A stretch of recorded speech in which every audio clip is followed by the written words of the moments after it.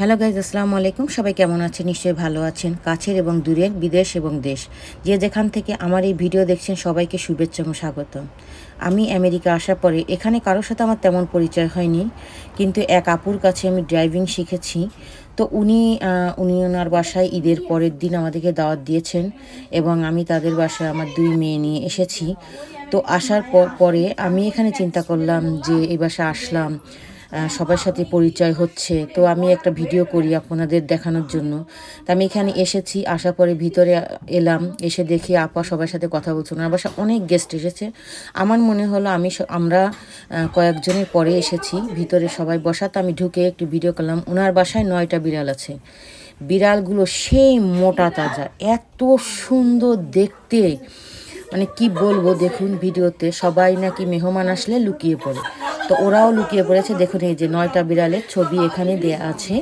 তো ওরা সুন্দর করে ছবি তুলে রেখেছে। এটা হচ্ছে ওনাদের ড্রয়িং রুম, আর এটা হচ্ছে ওনার বড় মেয়ের রুম। তা দেখুন সেখানেও একটা বিড়াল আছে। তো ওর বড় মেয়ের অনেক ফ্রেন্ড এসেছে, সেখানে ওরা কথা বলতেছে। আর এটা হচ্ছে সেই আপুর রুম। তো ওখানে একটা আন্টি নামাজ পড়তেছে।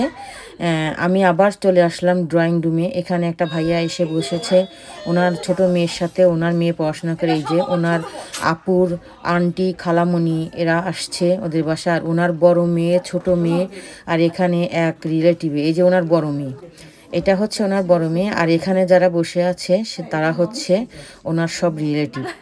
যাই হোক, সবার সাথে আমাদের ভালো করে পরিচয় করে দিল। আমার ছোট মেয়ে, তারপর ওনার মেয়ে ওখানে উপরে বসে আছে। ডবল 2টো খাট। এখানে ওনার মেজো মেয়ে আর ছোট মেয়ে ঘুমায়।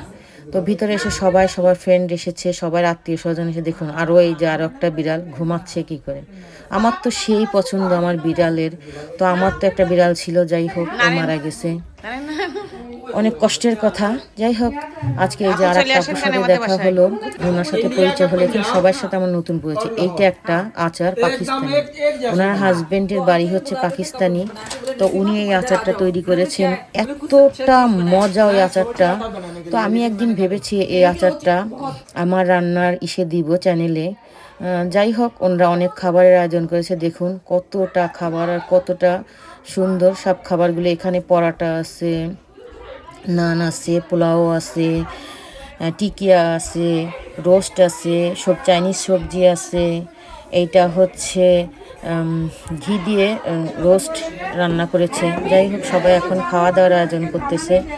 তো এখানেও আমি একটু ভিডিও করলাম। সবাই লাইন দিয়েই খাবার নিচ্ছে, সবাই খাওয়া দাওয়া করার জন্য রেডি হচ্ছে। তো সবাই কম বেশি নিচ্ছে। তা আমার এতটা ভালো লেগেছে আপুর বাসায় এসে, কি বলবো। কারণ এই আপুটা এতটা ভালো একটা মানুষ, যার সাথে মিশে আমি জীবনে মানুষ চিনতে পেরেছি যে খারাপ ভালো অবশ্যই আছে। এই যে ডেজার্ট ওনার মেয়ে, বড় মেয়ে বানিয়েছে এই 2টো জিনিস।